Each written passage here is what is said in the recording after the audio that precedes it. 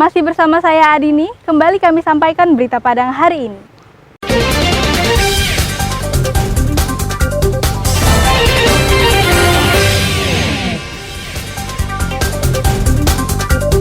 Kelompok penyelenggara pemungutan suara di pesisir selatan tidak akan melayani pemilih khusus yang baru pada PSU DPD. Persiapan PSU DPD, Panwas Kabupaten Solo lantik pengawas TPS.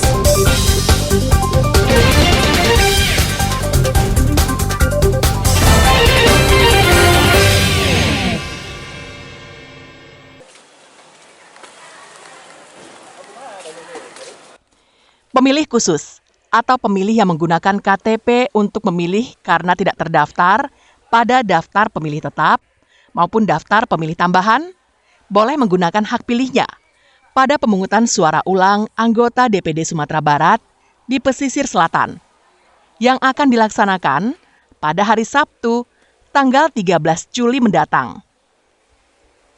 Syaratnya, pemilih masuk dalam daftar pemilih khusus yang menggunakan hak pilihnya pada pemilu 14 Februari lalu. Hal ini disampaikan oleh Syafrizal Chan, Komisioner KPU Pesisir Selatan, Divisi Teknis Penyelenggaraan, pada saat monitoring pengepakan logistik pemilu hari Rabu. KPPS tidak akan melayani pemilih DPK baru. Di pesisir selatan sendiri, jumlah pemilih DPK mencapai hampir 3.500 orang. Pemilih DPK ini terjadi karena yang bersangkutan tidak terdaftar pada daftar pemilih tetap karena sudah pindah domisili, namun baru mengurus dokumen kependudukan setempat sebelum tanggal 14 Februari lalu. Untuk pemungutan suara ulang pasca putusan Mahkamah Konstitusi ini tidak dilakukan pemutakhiran kembali data pemilih.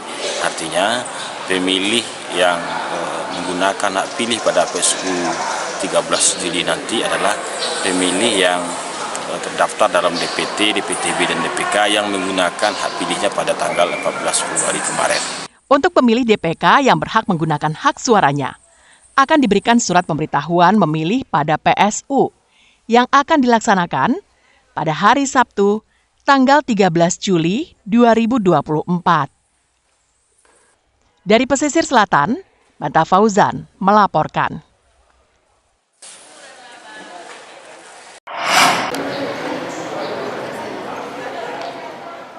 Sebanyak 212 orang pengawas tempat pemungutan suara Rabu pagi dilantik oleh Badan Pengawas Pemilu Kabupaten Solo yang bertempat di Aula Pertemuan di Islamic Center Kota Baru.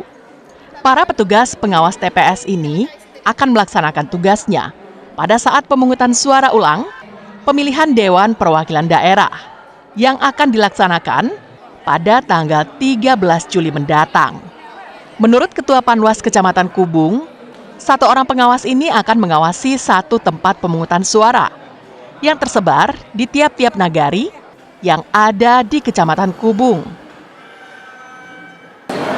Ya, hari ini adalah pelantikan pengawas TPS untuk Kecamatan Kubung untuk proses pemungutan suara ulang pasca keputusan Mahkamah Konstitusi Republik Indonesia tahun 2024. Jumlahnya itu ada sebanyak 212 orang pengawas TPS itu untuk Kecamatan Kubung.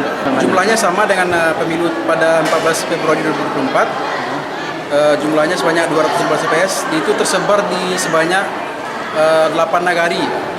Sementara itu, salah seorang petugas pengawas yang baru saja dilantik mengatakan, mulai dari proses hingga pelaksanaan tugas yang akan dilakukannya, sama dengan pelaksanaan pemilu legislatif lalu. 12. Itu total untuk satu TPS berapa personil Pak untuk tim pengawas ini?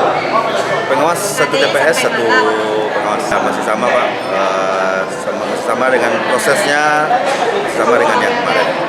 Sumatera Barat akan melaksanakan pemungutan suara ulang Dewan Perwakilan Daerah pada tanggal 13 Juli mendatang.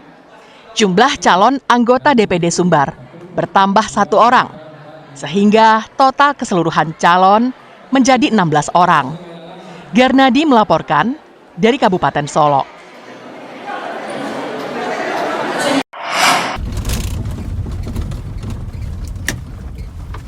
Nekat bekerja sambilan sebagai pengedar sabu-sabu, seorang petani di Nagari Batu Payung, Kecamatan Lareh Sago Halaban, ditangkap tim Fantom Satres Narkoba Polres Payakumbuh yang menyamar sebagai pembeli. Tersangka yang tidak menduga akan bertransaksi dengan polisi yang menyamar, menyanggupi untuk bertransaksi narkoba di pinggir jalan.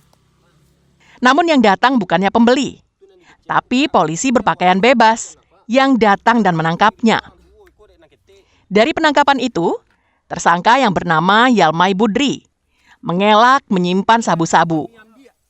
Namun setelah didesak, akhirnya tersangka mengakui menyimpan sabu-sabu di semak-semak tak jauh dari lokasi penangkapan. Petugas menemukan barang bukti 2 paket sabu-sabu ukuran sedang dan kecil di semak-semak yang disembunyikan tersangka, serta 1 paket lainnya ditemukan di kandang sapinya. Tersangka dibawa ke Mapores Payakumbuh untuk pemeriksaan lebih lanjut. Res Narkoba Polres Payakumbuh telah berhasil mengamankan 1 orang tersangka yang terduga sebagai pengedar narkotika jenis sabu. Kerjaannya adalah sebagai petani. Ya, kita mengamankan di Kecamatan Lareh Sago Halaban dengan barang bukti sebanyak 3 paket yang siap edar. Polisi masih menyelidiki kasus ini untuk menangkap bandar besar pemasok sabu-sabu itu. Ikhlasul Ihsan melaporkan dari Payakumbuh.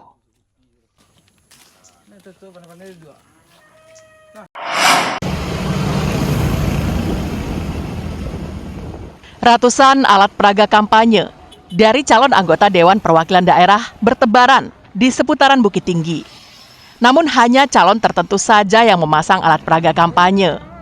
Dari 16 orang calon anggota DPD, terpantau hanya 3 calon yang memasang APK-nya. Tim sukses masing-masing calon memanfaatkan momen jelang pemungutan suara ulang dengan memasang APK meskipun ada larangan kampanye dari KPU.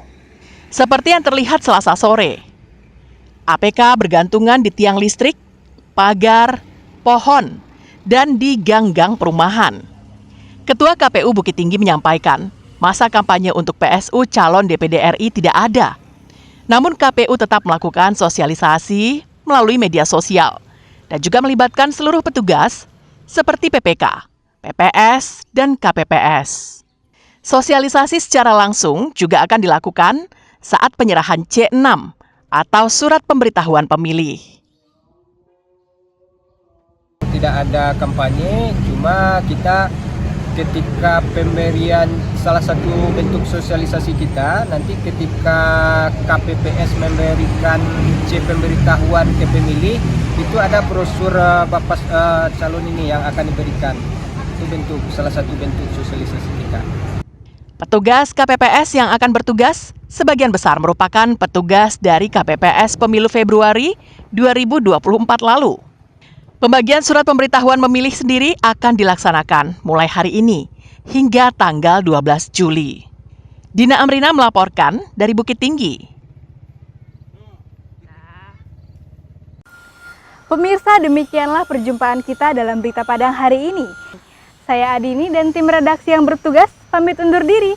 Selamat beraktivitas dan sampai jumpa.